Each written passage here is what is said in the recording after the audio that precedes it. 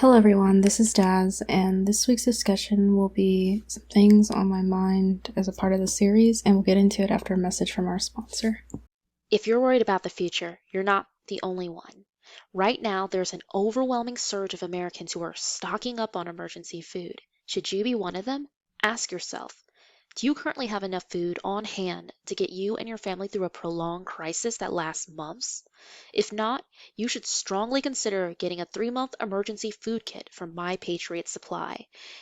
They're the nation's #1 preparedness company, and they've served millions of American families. Right now, save $100 off their best-selling 3-month emergency food kit, which comes with breakfast, lunch, dinners, drinks, and snacks. This kit gives you about 2,000 calories a day, and the food stays fresh for up to 25 years in proper storage. But if you can't act now, you might not secure these kits. Head over to preparewithdaz.com and claim your 3-month emergency food kit at their special price. You'll save $100 per kit, but you must act today while supplies last. That's preparewithdaz.com.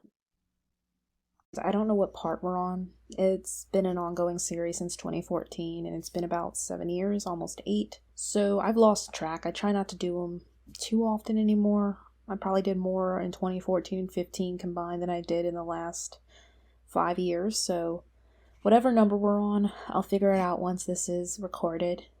I hope everyone has been well and that you had quality time with your family if you got an extra break from work with the holiday season upon us. I have been thinking a lot just about lessons learned over this last year from this quote-unquote pandemic, and the idea that people thought when we were leaving 2020 that things would sort of get back to normal, but they really didn't. There was a short period of time where masks were said that they were going to come off, and then they did, and they weren't.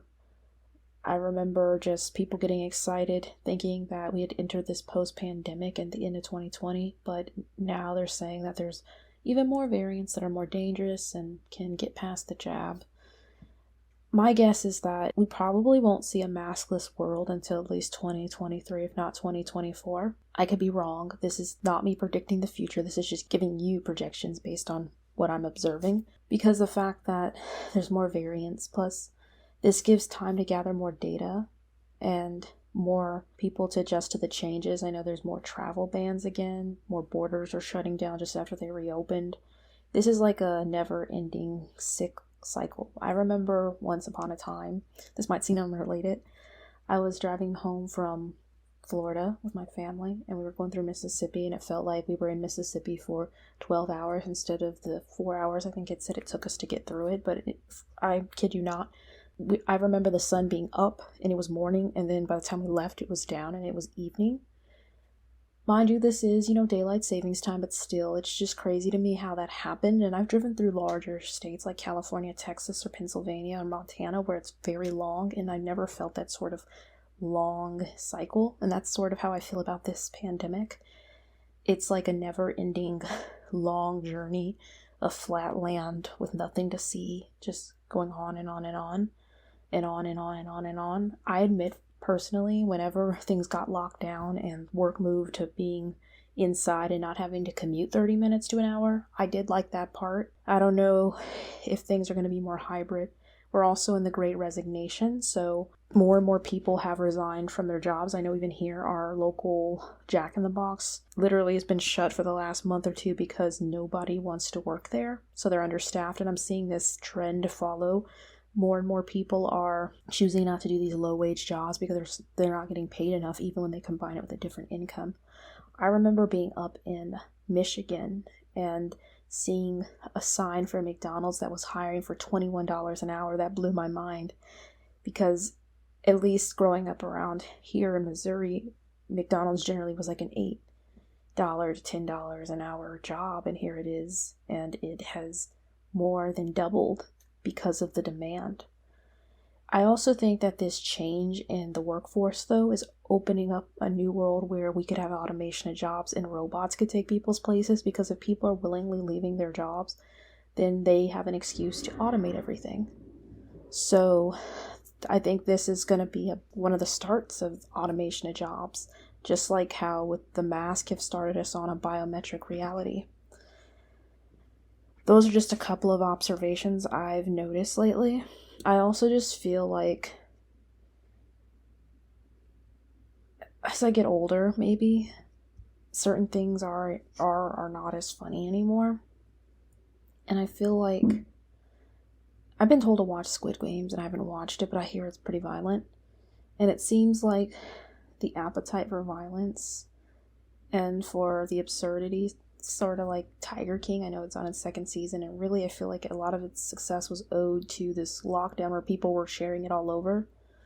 We're just moving into a world where that kind of entertainment is the new entertainment. I mean, it's been around, but I don't know, it's just a lot to think about. I also feel like with food and supply chain shortages that we're going to continue to see less items that we are used to having in grocery stores or in shopping centers available, and I feel like some of this is organic and some of it is forced. I don't believe that it's as stopped up as they say it is. I think there are two sides to every story, and I think that there is something that's going on that is causing there to be a supply chain shortage, but I also think someone is forcing it to be like that so that things have a shortage. Why? I'm not sure why they're doing it like this, but it seems like as there's less things, there's also less people.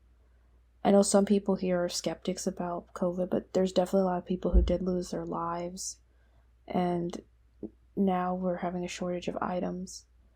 So there's that happening as well. And then touching back on the Travis Scott ordeal, I'm glad a lot more people have opened their eyes about how the music industry doesn't really care about its fans.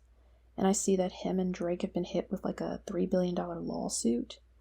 And I'm sure they're going to try to find a way to reach a settlement so they don't have to pay that much money. But mind you, $3 billion is a lot for a celebrity. Like, even though they have money, they don't have money like that. Most celebrities aren't billionaires. But just the people who lost their loved ones and the trauma they went through that they can't get back. And even, I think the youngest victim was 8, which is just so tragic. And I do think that these public sort of sacrifices, unfortunately, may become more commonplace. It's scary how people, when they're in a crowd, they can just stampede people. I know a friend of mine talked about to me when we were talking personally about the bystander effect. And I do think it's sort of like that. I mean, there's some people who said they stepped over other people to survive, or like one guy, I remember him describing running with a girl, like holding her hand, and somewhere along the way he lost her. And this is some stranger he didn't even know, like, that he was running with.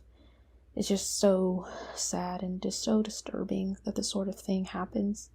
One other thing I want to comment on, just because I did get a couple of comments on that video in particular. There were some people that were upset that I covered this topic.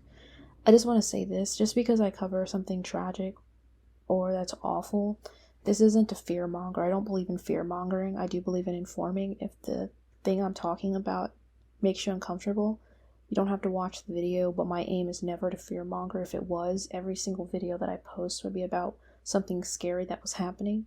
And while I have made a lot of videos about alarming things, I don't aim to make you afraid of anything. I want to inform you and give you the hope that by you being informed, there's something that you can do about it. As a follower of Christ, I'm always going to push the idea that we need Christ in our lives, but it's never my aim to fearmonger or to make money off of bad situations that happen. So I just want to get that out of the way and clear the air on that. I know it's a minority of people who mention that anyways, but it's just something I thought I'd share. I apologize as well about last week. I realized after I made that video that Thanksgiving was on that Thursday, and I was like, oh yeah, probably not many people are going to tune in, and even if they do, like, I don't want to take them away from their family. So I decided not to do a live stream last Thursday, but there really is one planned for this Thursday. And right now for work, I'll be in town, but there's probably opportunity next year. I'm going to be gone again for a while, and I don't know how that's going to affect the video making schedule or live stream, so we'll try to figure it out. I just want to again thank everyone for supporting the channel, and thank you for praying for me. It's been a really tough year for me, a lot of ups and downs, but I feel that your prayers have really helped me, and just I've learned a lot from everything. So thank you again, everyone. Take care, and God bless.